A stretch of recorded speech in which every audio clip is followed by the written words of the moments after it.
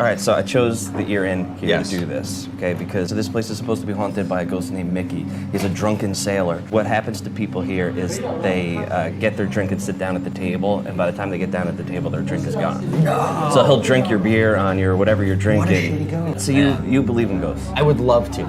Yeah. I want so bad to believe in ghosts, or just the fact that there's something else. You know, I think that's what's so appealing to me is that if there are ghosts involved in our lives, then that means that this isn't the only thing. Right. You know, that there's something other than just darkness at the end of it. So I have a theory.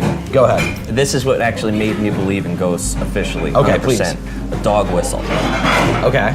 So you know a dog whistle, right? You blow on it and your dogs can hear it, but humans can't detect it because it's at just a different frequency. Yes. That, you know, our ears for the most part aren't picking it up, but for them it's super loud and like so that got me thinking of if there's sounds out there that are happening that I can't hear because they're just at a different frequency, why wouldn't there be other beings around that my senses just aren't picking up? Different but for other planes people or for other beings like dogs, they always say dogs can see ghosts. I think all ghosts talk in a really high voice. That's the issue. It's possible.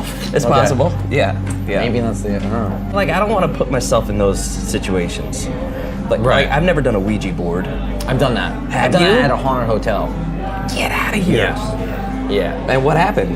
Well, I think somebody was pushing it. You know? Yeah. I think in order for those things to work, you have to do it with an asshole.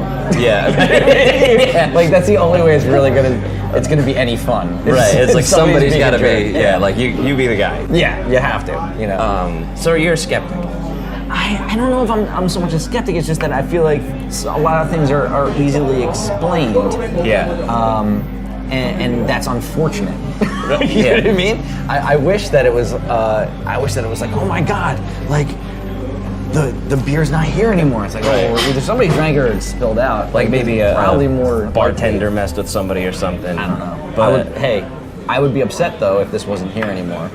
yeah. So I get that would be. I have had a history of thinking that I had a full beer and then it was gone and being like, wow, that was weird. That's happened. How did that yes, happen? I have been haunted. Better get another one. Yeah. Apparently I'm being haunted in bars all over the country. Exactly. it turns Well, that's out. that was the interesting thing to me. It was like, we're going to a haunted bar. I was like, wow, usually I'm just haunted by the mistakes I've made being at a bar, whereas an actual spirit is going to come. Like that's where I want to be. Right, yeah. Like this is not my mistakes here. Right, yeah. I'm That are planning on causing me doing all nothing this wrong. awful feelings and guilt. Yeah, right.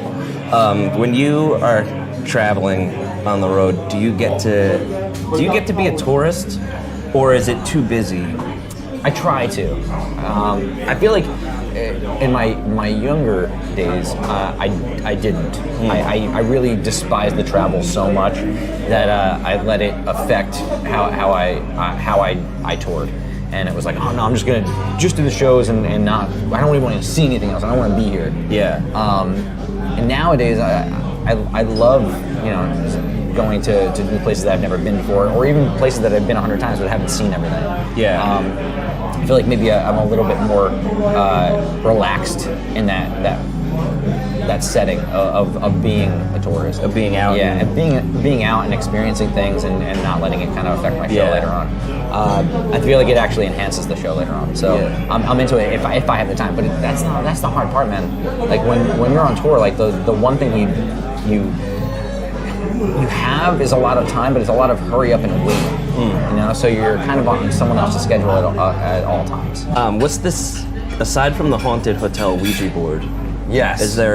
what's the scariest place you've been? Is there a place that's been like super creepy that you're like, dang, I don't know if I'm cool with this? There's a venue in Milwaukee, Wisconsin. Actually, where it's located is the venue's here, and it's like down the block from the McDonald's where Jeffrey Dahmer used to pick up like all his victims.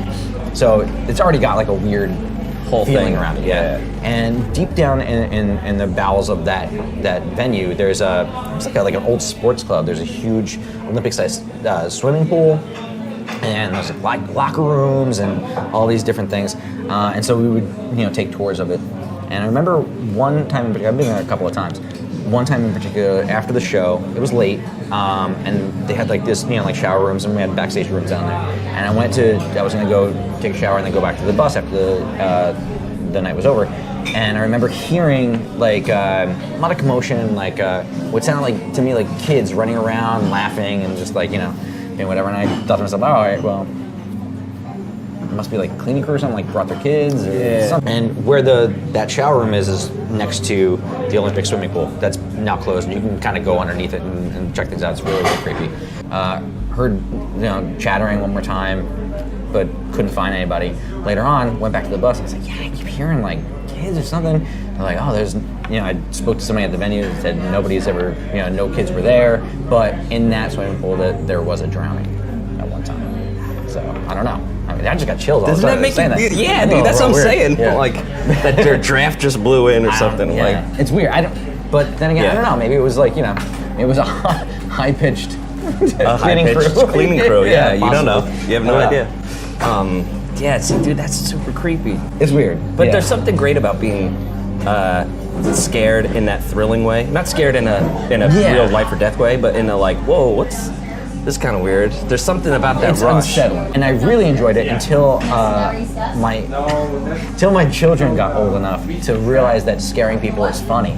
Yeah. And my daughter, especially my daughter Cherry, she's 8 years old now, but she loves to scare people. And she'll like hide behind doors and like jump out at you. Yeah. And I'm now at an age where I think I might have a heart attack. Yeah, you're like not cool. Yeah, now I really hate it. Yeah, like I've survived rock and roll. I need to survive my 8-year-old. I survived the troop of ghost children at the Eagle Ballroom, and now I come home and die. Yeah.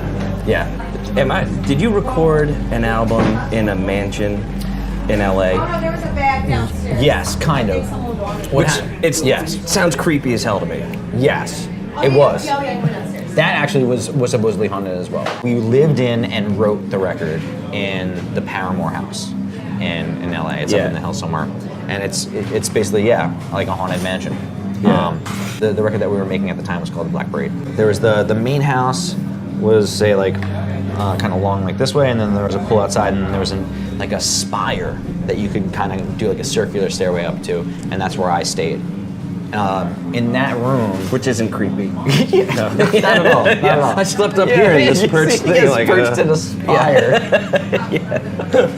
But the story goes that Merle Haggard stayed in that room at some point. All right, and met what he claimed to be a ghost, and apparently he wrote whenever he wrote songs up in that room, in the spire room, she would come and visit him, and they would write harmonies together. And so that was my room. I never saw anybody, but I did hear things in the walls, which I kind of assumed were raccoons. Mikey had a room that he refused to sleep in. Yeah. And he actually ended up sleeping on like Gerard's floor for a long time. We were in the house for months. And, no one really had a great time. I don't know. That's awesome. Yeah. How do you know when a song is done when you're writing it? A better person than I can be quoted as saying, you don't ever finish a record, you just relent. Yeah. You have to kind of just be like, I have to let go. You know what I mean? There's nothing more I can do that will make this better. I'm just going to make it worse. Right. And I feel like that's, with a lot of art, like there's, you can always do more. Right. Should you do more? Probably not. Yeah. But then again, there's some songs where it needs to be just a very succinct,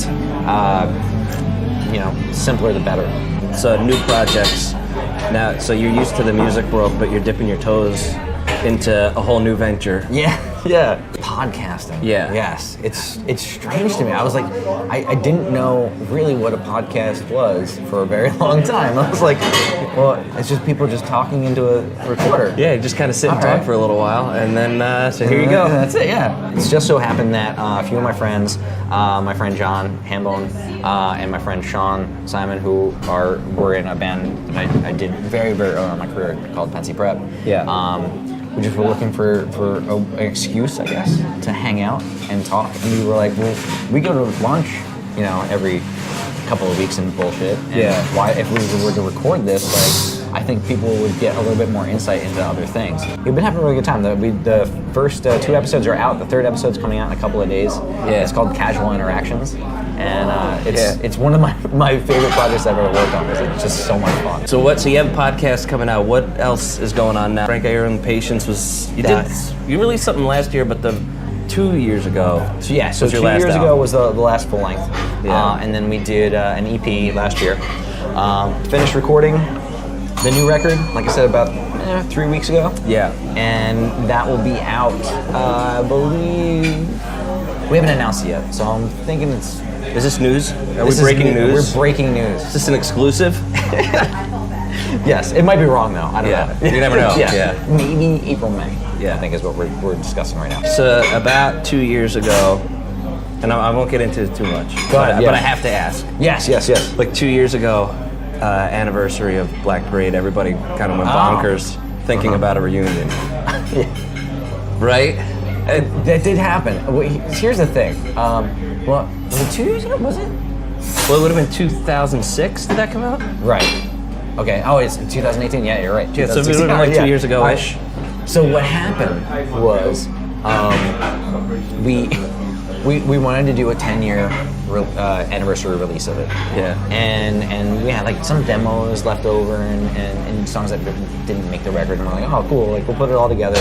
And every year we meet and we have like a barbecue kind of thing, and we'll have the barbecue, kids will hang out, and then we'll discuss business for like the next year, basically.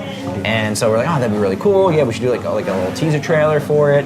And so like we said, all right, that's what we'll do. And we told the label we wanted, and they made this trailer, and we released it. And all of a sudden we're like, oh wait, everyone's real confused. Because we're just doing an anniversary release, not a tour. And then we had to like come out and be like, oh, we were just excited. At the barbecue, it made a lot more sense. Yeah. It was much more clearly defined at the barbecue. But here's the thing, we were always like a theatrical band, so like we wanted to continue in that fashion, but when you're not a band any longer, it's probably harder to do that. Yeah. We didn't realize. So, 2020 is coming up. That would be another anniversary for you guys. For what? I don't know if isn't Danger Days? Was that 2010? I think so. All right. I think that's 2010. I'm just giving you the heads up. Hey, just another opportunity to disappoint people. Like that. Yeah. Sorry. Did you drink my beer? I did never touch my lips. Not once. You finished my beer. Swear on your life. 720153.